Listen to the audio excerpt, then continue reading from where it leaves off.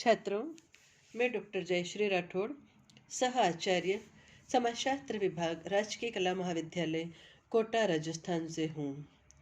छात्रों, आज हम संस्था इंस्टीट्यूशन के बारे में चर्चा करेंगे।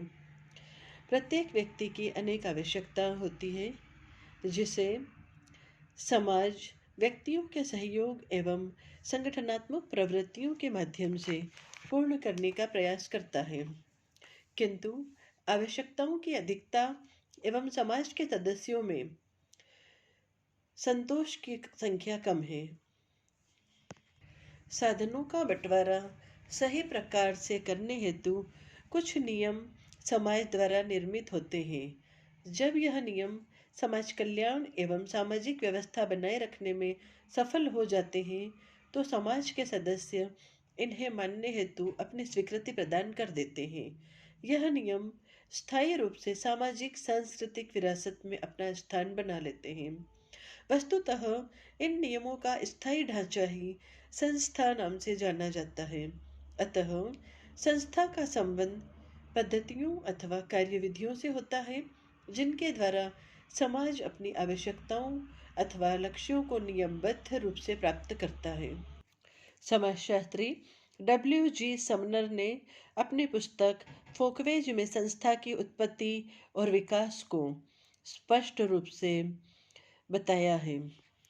समनर का कहना है कि व्यक्ति अपनी आवश्यकताओं को सरल और सादा तरीके से पूर्ण करना चाहता है। वह आवश्यकता को कम श्रम, कम समय में अधिक से अधिक मात्रा में पूरी करना चाहता है। इसके लिए वह विचार करता है। व्यक्ति के मस्तिष्क में विचार आता है। इस विचार के अनुसार आवश्यकता की पूर्ति करता है। जब व्यक्ति देखता है कि यह तरीका आवश्यकता की पूर्ति का सरल, सादा, सीधा तथा अच्छा है, तो वह उस तरीके को बार बार काम में लाता है। धीरे धीरे यह तरीका उसकी आदत बन जाता है और दूसरे व्यक्ति भी उसका अनुसरण करने लगते हैं। इस प्रकार यह समूह की आदत बन जाता है, जो आगे चलकर जनरीति बन जाती है और यह पीढ़ी दर पीढ़ी हस्तांतरित होती है। जनरीतियों के साथ पूर्वजों का प्रभाव जुड़ जाता है। जब पूर्वजों की भावना का तत्व जनरीति के साथ जुड़ जाता है तथा जनरीति प्रथा के रूप में विकसित हो जाती है, उसे समाज की मान्यता मिल जाती है। जनरीति और प्रथा में मात्रा और समय का अंतर है, गुण का विशेष अंतर नहीं है। जनरीति का विकसित रूप ही प्रथा है, ऐसा समनर ने बताया। प्रथाएं आगे चलकर रूढ़ियां बन जाती हैं। समाजशास्त्री समनर का कहना है कि जब प्रथा के साथ समाज की अभिमति जुड़ जाती है, तो प्रथा दो प्रकार की हो जाती है, सकारात्मक और नकारात्मक। सकारात्मक वे तरीके हैं जिनका पालन करने के लिए समाज बाध्य करता है। नकारात्मक तरीके वे हैं जिनके लिए समाज अपने सदस्यों को नहीं करने के लिए बाध्य करता है। उल्लंघन करने पर समाज दंड देता है। इस सकारात्मक और नकारात्मक और दंड की विशेषता ही प्रथा को रूढ़ि के रूप में विकसित करती है। जब रूढ़ियां मिलकर एक संरचना में व्यवस्थित हो जाती हैं, रूढ़ियों का संग्रह व्यवस्थित, क्रमबद्ध और एक संगठन में विकसित हो जाता है, तो समाजशास्त्री इसे संस्था के नाम से पुकारते हैं। संस्था रूढ़ियों का व्यवस्थित ढांचा है।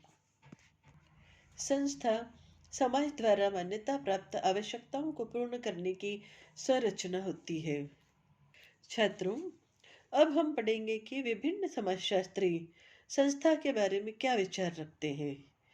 अलग अलग समाजशास्त्रियों द्वारा बताई गई परिभाषाओं का अध्ययन हम करेंगे। सर्वप्रथम हम W.G. समनर की परिभाषा का अध्ययन करेंगे। समनर ने लिखा है, एक संस्था एक विचारधारा, विचार, मत, सिद्धांत या स्वार्थ और एक संरचना से मिलकर बनती है। मैकाइवर और पेज ने लिखा है, संस्था कार्य प्रणाली के उन प्रतिष्ठित स्वरूपों अथवा स्थितियों को कहते हैं जो समूह की क्रियाओं की विशेषताओं को स्पष्ट करती है। सर्वश्री बोगार्ट्स ने लिखा है, एक सामाजिक संस्था समाज की वह संरचना है जिसको सुस्थापित कार्यविधियों द्वारा व्यक्तियों की आवश्यकताओं की पूर्ति के लिए संगठित किया जाता है। C.A. एलवुड ने लिखा है, संस्थाएं साथ साथ रहने की आदत वाले तरीके हैं जो सामाजिक सत्ता द्वारा स्वीकृत, व्यवस्थित एवं स्थापित किए गए हों। गिलिन और गिलिन का कहना है, एक सामाजिक संस्था सांस्कृतिक प्रतिमानों, क्रियाएं, मनोवृत्तियां एवं सांस्कृतिक उपकरण का वह क्रियात्मक स्वरूप है जिसमें कुछ स्थायित्व होता है एवं जिसका कार्य सामाजिक आवश्यकताओं को संतुष्ट करना है।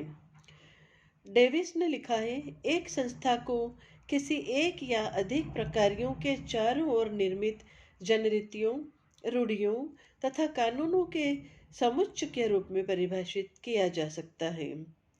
E.A. रोस के अनुसार सामाजिक संस्थाएं संगठित मानवीय संबंधों का समूह है जिनकी स्थापना अथवा स्वीकृत सामान्य इच्छा द्वारा की गई हो। अकबर्न और निमकफ ने लिखा है, कतिपय आधारभूत मानवीय आवश्यकताओं की संतुष्टि हेतु संगठित एवं स्थापित प्रणालियां सामाजिक संस्थाएं हैं। ग्रीन के अनुसार एक संस्था अनेक जनरीतियों और रूढ़ियों का एक इकाई के रूप में संगठन है जो अनेक सामाजिक कार्यों को करता है। सदरलैंड ने लिखा है, समाजशास्त्रीय भाषा में एक संस्था उन जनरीतियों तथा रूढ़ियों का संग्रह है जो कुछ मानवीय लक्ष्यों या उद्देश्यों की पूर्ति का केंद्र है। इन समाजशास्त्रियों की परिभाषाओं को जानने के बाद छात्रों, हम इस निष्कर्ष पर पहुंचते हैं कि समाज में मानव व्यवहारों को नियंत्रित करने वाली उन समस्त कार्यविधियों को संस्था कहा जा सकता है जो समाज के आदर्श नियमों से निर्मित होकर एक निश्चित स्वरूप अथवा ढांचा प्राप्त कर लेती हैं।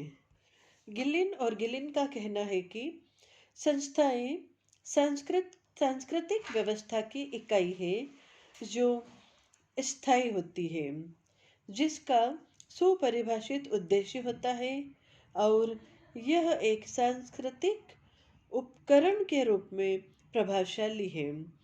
संस्थाओं में भौतिक एवं अभौतिक प्रतीकों का महत्वपूर्ण योगदान देखने को मिलता है और संस्थाओं में सुस्पष्ट परंपराएं पाई जाती हैं जो लिखित एवं अलिखित रूप में देखने को मिलती है।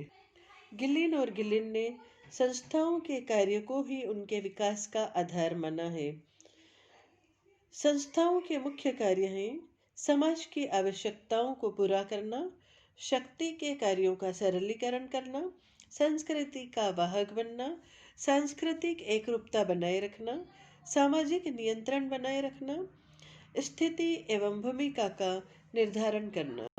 छात्रों, संस्थाएं अनेक प्रकार की होती हैं, जैसे सामाजिक संस्थाएं, सांस्कृतिक संस्थाएं, आर्थिक संस्थाएं, राजनीतिक संस्थाएं, शैक्षणिक संस्थाएं, मनोरंजनात्मक संस्थाएं, धार्मिक संस्थाएं, वैधानिक संस्थाएं, सुरक्षा संस्थाएं एवं सहायता संस्थाएं। संस्थाएं समाज की एक संरचना है जिसमें निश्चित कार्यप्रणालियों की व्यवस्था होती है।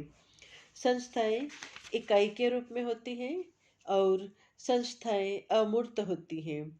संस्था का एक मुख्य उद्देश्य होता है, विशिष्ट प्रतीक होते हैं, स्थायित्व पाया जाता है और संस्थाओं में अभिमति और अधिकार निहित होते हैं।